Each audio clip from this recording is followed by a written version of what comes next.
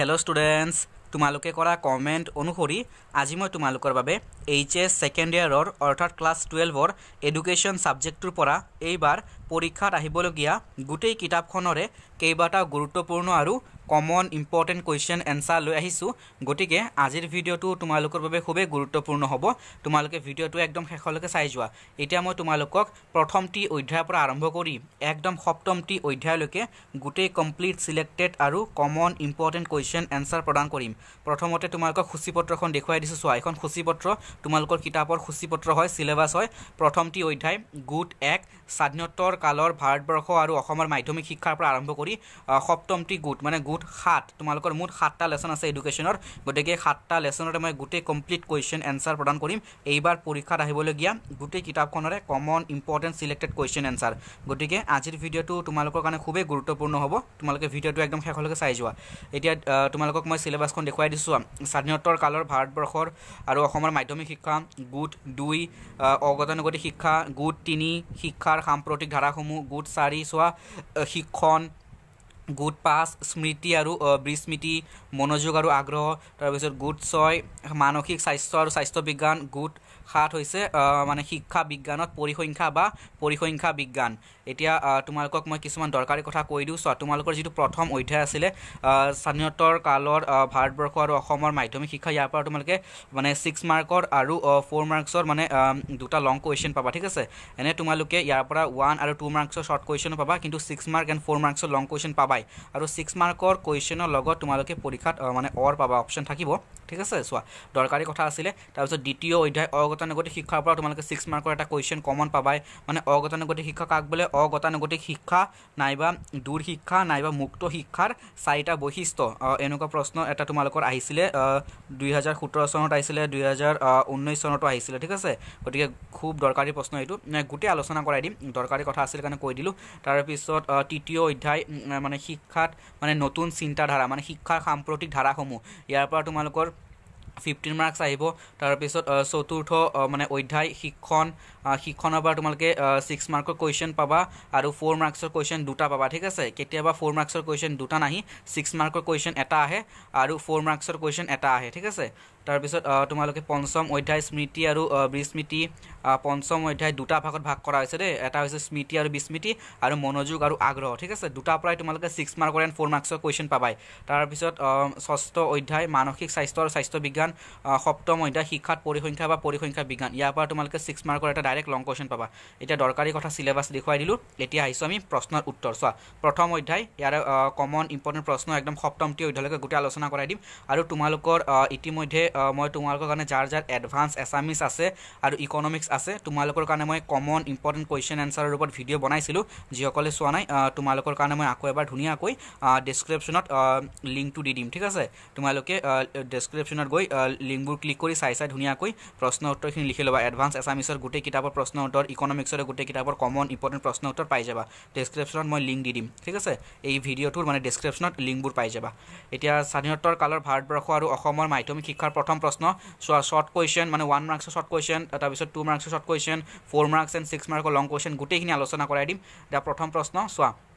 মাধ্যমিক শিক্ষা আয়োগৰ সভাপতি আছিল ডেশ তোমালোকৰ খালি ঠাই পূৰণ কৰা হয় দে চোৱা উত্তৰ ডক্টৰ লক্ষণস্বামী মুডালিয়াৰ মাধ্যমিক শিক্ষা আয়োগৰ মানে সভাপতি আছিল মানে প্ৰথম সভাপতি আছিল মনত ৰাখিবা তেওঁ প্ৰথমে সভাপতি আছিল আৰু খালি ঠাই পূৰণ কৰা হিচাপে আহিলে লিখিবা যে ডক্টৰ লক্ষণস্বামী মুডালিয়াৰ আছিল মাধ্যমিক শিক্ষা আয়োগৰ প্ৰথম সভাপতি বা সভাপতি ঠিক আছে আৰু মাধ্যমিক শিক্ষা আয়োগক কি আয়োগ নামেৰে জনা যায় মাধ্যমিক শিক্ষা আয়োগক মানে আন কি আয়োগ নামেৰে জনা যায় মাধ্যমিক শিক্ষা আয়োগৰ আন এটা নাম হৈছে মুডালিয়াৰ আয়োগ ঠিক আছে যেহেতু প্ৰথম সভাপতি আছিল ডক্টৰ লক্ষণস্বামী মুডালিয়াৰ গতিকে তেওঁৰ নামতেই মানে মাধ্যমিক শিক্ষা আয়োগক মুডালিয়াৰ আয়োগ নামেৰে জনা যায় মনত ৰাখিবা ভেৰি ইম্পৰ্টেন্ট প্ৰশ্ন পৰৱৰ্তী প্ৰশ্ন জাতীয় শিক্ষানীতি মানে 1986 চনৰ 1986 চনৰ প্ৰাথমিক শিক্ষাৰ উন্নতিৰ বাবে আঁচনিখন আছিল operation black board very important প্ৰশ্ন এটো তোমালোকৰ পুৰণি কোৱেশ্চন পেপাৰ আহিছিল দে মনত ৰাখিবা এটো ভেৰি ইম্পৰ্টেন্ট প্ৰশ্ন আৰু মই তোমালোকক কেৱল কমন ইম্পৰ্টেন্ট সিলেক্টেড প্ৰশ্নখিনি দি আছো প্ৰশ্নৰ গোটেই উত্তৰ তোমালোকে কমপ্লিট উত্তৰ তোমালোকে পাবা গতিকে ধুনিয়াকৈ তোমালোকে মানে একদম শেষলৈকে চাই যোৱা ঠিক আছে চোৱা অপাৰেচন ব্লেক বোৰ্ডটো মনত ৰাখিবা তাৰ পিছত পৰৱৰ্তী প্ৰশ্ন অসম মাধ্যমিক শিক্ষা আইনখন ডেশ চনত গ্ৰহণ কৰা হৈছিল 1961 চনত গ্ৰহণ কৰা হৈছিল মনত ৰাখিবা পৰৱৰ্তী প্ৰশ্ন চোৱা বৰ্তমান কটন কলেজিয়েট স্কুলৰ মূল নামটো কি আছিলে গুৱাহাটী ছেমিনাৰী স্কুল আছিলে ভেৰি ভেৰি ইম্পৰ্টেণ্ট প্ৰশ্ন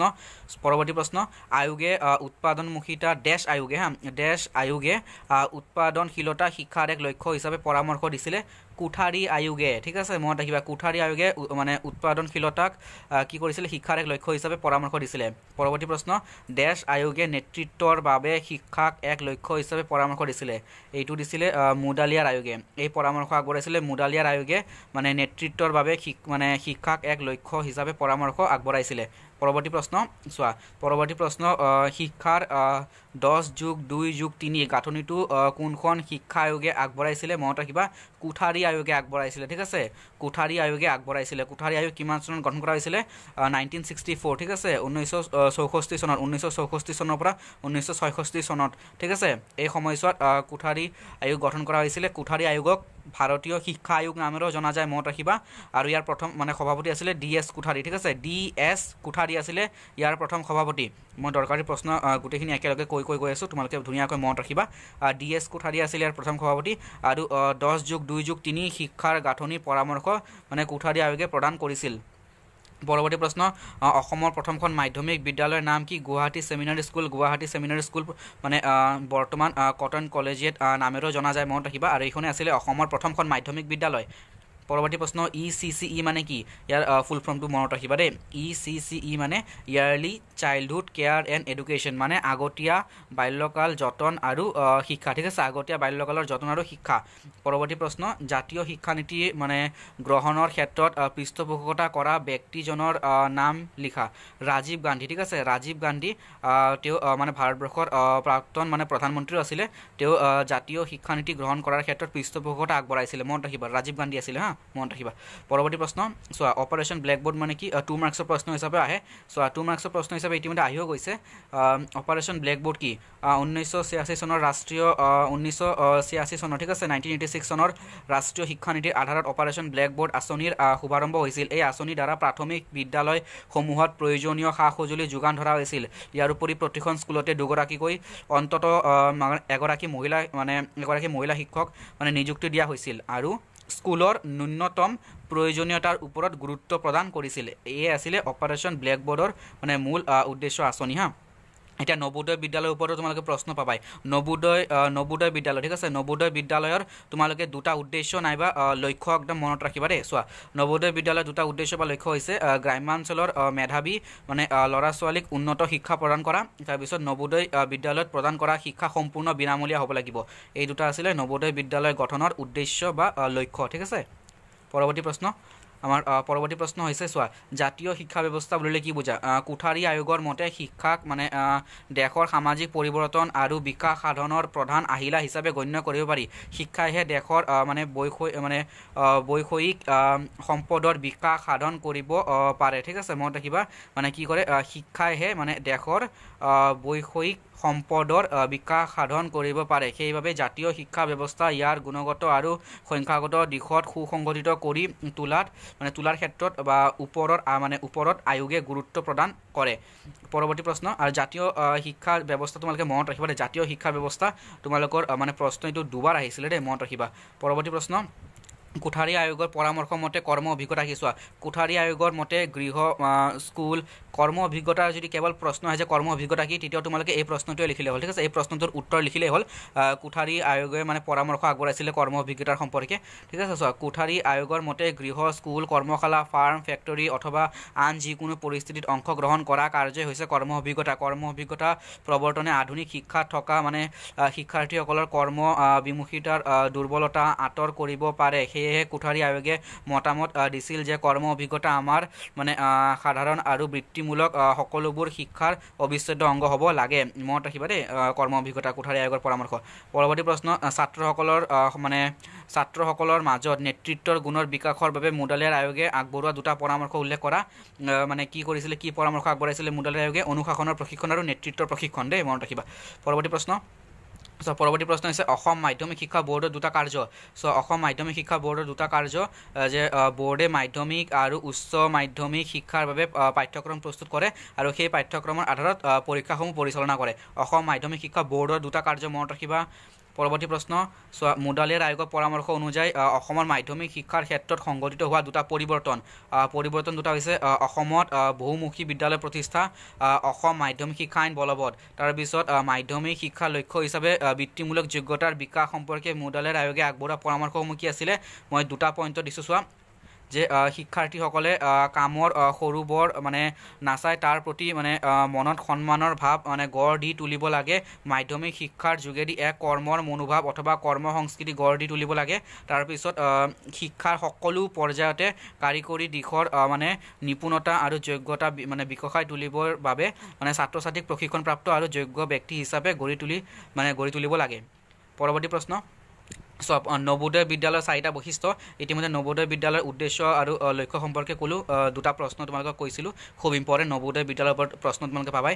নবোদয় বিদ্যালয় গ্ৰাম্যাঞ্চলৰ মেধাৱী মানে ল'ৰা ছোৱালীক উন্নত মানৰ শিক্ষা দিয়া। তাৰপিছত ইয়াত মানে প্ৰদান কৰা শিক্ষা সম্পূৰ্ণ বিনামূলীয়া হ'ব। নবোদয় বিদ্যালয় সম্পূৰ্ণৰূপে মানে আৱাসিক। তাৰপিছত দৰিদ্ৰতাই মানে বাধাগ্ৰস্ত কৰা সকলক মানে উন্নত শিক্ষা গ্ৰহণৰ সুযোগ দিয়া। মানে দৰিদ্ৰতাই মানে বাধাগ্ৰস্ত কৰা মানে শিক্ষাৰ্থীসকলক কি কৰিব লাগে? উন্নত শিক্ষা গ্ৰহণৰ মানে সুযোগ বা সুবিধা দিব লাগে।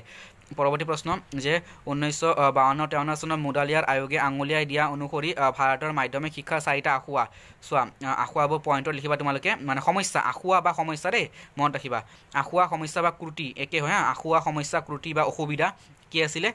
চোৱা, ক মাধ্যমিক স্তৰত প্ৰদান কৰা শিক্ষা ব্যৱস্থা জীৱনৰ লগত সম্পৰ্কযুক্ত নহয়। শিক্ষা গ্ৰহণৰ অন্তত মানে কি শিক্ষাৰ্থীসকলে সহজে সমাযোজন কৰিব নোৱাৰা হয়। এনে শিক্ষা ব্যৱস্থাক জীৱনৰ মানে বিচ্ছিন্ন আখ্যা দিব পাৰি। ঠিক আছে, মনত ৰাখিবা। পৰৱৰ্তী পইণ্ট, মাধ্যমিক শিক্ষাই কেতবোৰ নিৰ্দিষ্ট বিষয়ৰ ওপৰত মানে পাঠদান কৰাৰ ওপৰত গুৰুত্ব আৰোপ কৰে। ছাত্ৰ ছাত্ৰীৰ আগ্ৰহ, অভিৰুচি, অভিক্ষমতা, আবেগ, অনুভূতি আদিৰ ওপৰত গুৰুত্ব নিদিয়ে। এই শিক্ষা ব্যৱস্থাক সংকীৰ্ণ আৰু একপক্ষীয় আখ্যা দিব পাৰি। মই যেনেকৈ চিন দিছোঁ কলমেৰে, তোমালোকে এনেকৈ কমাই লিখিব পাৰিবা। ঠিক আছে, পৰীক্ষাত সময়ৰ কথা থাকে, সময় মিলাব লাগিব ন, সেইকাৰণে তোমালোকে ইয়াৰ পৰা যেনেকৈ চিন দিছোঁ এনেকৈ লিখিব পাৰিবা। মাধ্যমিক শিক্ষাই ইংৰাজী ভাষাৰ ওপৰত অধিক প্ৰাধান্য দিয়া দেখা যায়। তাৰপিছত মানে শিক্ষাদান পদ্ধতি মানে ত্ৰুটিপূৰ্ণ হোৱাৰ বাবে শিক্ষাৰ্থীসকলে কেৱল মানে স্মৃতিশক্তি প্ৰয়োগৰ দ্বাৰা মানে পৰীক্ষাত উত্তীৰ্ণ হোৱা দেখা যায়। এনে ব্যৱস্থাই তেওঁলোকক মানে প্ৰকৃত শিক্ষিত কৰাতকৈ মানে প্ৰতিযোগিতামুখীহে কৰি তোলে। গতিকে এইকেইটা আছিলে প্ৰধান আসোঁৱাহ। পৰৱৰ্তী প্ৰশ্ন যে অসমৰ মাধ্যমিক শিক্ষাৰ সমস্যাসমূহ সমাধানৰ বাবে 4টা পৰামৰ্শ আগবঢ়োৱা। ঠিক আছে, তোমালোকে অন্ততঃ দুটা মনত ৰাখিবা দেই, বহুত গুৰুত্বপূৰ্ণ প্ৰশ্ন। তথাপিও মই 4টা দেখুৱাই দিছোঁ। চোৱা, প্ৰথম হৈছে সকলো অঞ্চলতে মাধ্যমিক স্কুল স্থাপন কৰিব লাগে, তেতিয়াহে মানে ইয়াৰ সমস্যা সমাধান কৰিব পাৰি। ঠিক আছে, তাৰপিছত মাধ্যমিক শিক্ষাৰ মানে বৈষয়িক অৱস্থা উন্নত কৰিব লাগে। তাৰপিছত মাধ্যমিক বিদ্যালয়ত প্ৰশিক্ষণপ্ৰাপ্ত শিক্ষক নিযুক্তি দিব লাগে। তাৰপিছত মাধ্যমিক শিক্ষাৰ বৃত্তিমুখীকৰণৰ ওপৰত গুৰুত্ব দিব লাগে। এইকেইটা তোমালোকে মাধ্যমিক শিক্ষাৰ সমস্যা দূৰ কৰাৰ পৰামৰ্শ তোমালোকে চাবাই দে, কেনেকৈ দূৰ কৰিব লাগে সমস্যা দূৰ কৰাৰ পৰামৰ্শ চাবাই, সমাধানৰ পৰামৰ্শ। পৰৱৰ্তী প্ৰশ্ন, মাধ্যমিক শিক্ষাৰ লক্ষ্য সম্পৰ্কে মুডালিয়াৰ আয়োগে আগবঢ়োৱা পৰামৰ্শ। চোৱা, মাধ্যমিক শিক্ষাৰ লক্ষ্য কি হ'ব লাগে এই সম্পৰ্কে মুডালিয়াৰ আয়োগে কি পৰামৰ্শ আগবঢ়াইছিলে? চোৱা, মানে তোমালোকৰ লং কুৱেশ্যন এইটো লং কুৱেশ্যন, মই পইণ্টত আলোচনা কৰাই দি আছোঁ। চোৱা, যে গণতান্ত্ৰিক নাগৰিকত্বৰ বিকাশ, পইণ্টত তোমালোকে লিখিবা গণতান্ত্ৰিক দেশ এখনত মানে সুনাগৰিক গঢ় দি তোলাই হৈছে মাধ্যমিক শিক্ষাৰ প্ৰধান কাৰ্য। তাৰপিছত মানে বৃত্তীয় যোগ্যতাৰ বিকাশ, মাধ্যমিক শিক্ষাই মানে শিক্ষাৰ্থীৰ উৎপাদন ক্ষমতা বৃদ্ধি কৰাৰ লগতে কৰ্ম সংস্কৃতি গঢ়ি তোলাত সহায় কৰে। তাৰপিছত ব্যক্তিত্বৰ বিকাশ সাধন, ছাত্ৰ ছাত্ৰীৰ মানে সৃজনীমূলক শক্তিৰ বিকাশ সাধন কৰাৰ লগতে পাঠ্যক্ৰম কলা সংগীত হস্তশিল্প আদি বিষয়সমূহক অন্তৰ্ভুক্ত কৰা হয়। তাৰ উপৰিও নেতৃত্বৰ শিক্ষা, এখন গণতান্ত্ৰিক ৰাষ্ট্ৰৰ বিকাশৰ বাবে নেতৃত্বৰ শিক্ষা প্ৰয়োজনীয় হৈ পৰে। তাৰপিছত পৰৱৰ্তী প্ৰশ্ন, মাধ্যমিক শিক্ষাৰ লক্ষ্য সম্পৰ্কে কোঠাৰী আয়োগে কি পৰামৰ্শ আগবঢ়াইছিলে? কোঠাৰী আয়োগৰ পৰামৰ্শসমূহ আলোচনা কৰা। ইতিমধ্যে মই মাধ্যমিক শিক্ষাৰ লক্ষ্য সম্পৰ্কে মুডালিয়াৰ আয়োগৰ পৰামৰ্শসমূহ আলোচনা কৰাই দিছোঁ। এতিয়া হ'ল কোঠাৰী আয়োগৰ পৰামৰ্শসমূহ। চোৱা, যে শিক্ষা আৰু উৎপাদনমুখিতা, শিক্ষা আৰু উৎপাদনৰ মানে সংযোগ সাধন হ'লেহে জাতীয় শিক্ষা সম্ভৱপৰ হয়। ইয়াৰ বাবে কোঠাৰী আয়োগে কৰ্ম অভিজ্ঞতা, শিক্ষাৰ বৃত্তিমুখীকৰণ, বিজ্ঞানভিত্তিক শিক্ষা আদিৰ ওপৰত গুৰুত্ব প্ৰদান কৰিছে। ইয়াৰ উপৰিও শিক্ষা, সামাজিক আৰু জাতীয় সংহতি, এখন দেশৰ শ্ৰীবৃদ্ধিৰ বাবে কোঠাৰী আয়োগে সাধাৰণ বিদ্যালয়, ঠিক আছে, সাধাৰণ বিদ্যালয় স্থাপন, সামাজিক আৰু জাতীয় সেৱা, ভাষা নীতি গঢ় দি তোলা, জাতীয় সচেতনতাৰ বিকাশ, আন্তৰ্জাতিক বুজাবুজি আদিৰ ওপৰত যথেষ্ট গুৰুত্ব প্ৰদান কৰিছে। তাৰপিছত শিক্ষা আৰু আধুনিকীকৰণৰ ওপৰত ভিত্তি কৰি কোঠাৰী আয়োগে জ্ঞানৰ বিস্ফোৰণ, দ্ৰুত সামাজিক পৰিৱৰ্তন, দ্ৰুত অগ্ৰগতিৰ প্ৰয়োজন আৰু শিক্ষাৰ অগ্ৰগতি আদিৰ ওপৰত গুৰুত্ব প্ৰদান কৰিছে। গতিকে পৰৱৰ্তী পইণ্ট হৈছে এইবোৰ হৈছে তোমালোকৰ পৰামৰ্শ, কোঠাৰী আয়োগৰ পৰামৰ্শ। সামাজিক, নৈতিক আৰু আধ্যাত্মিক মূল্যবোধ, জ্ঞান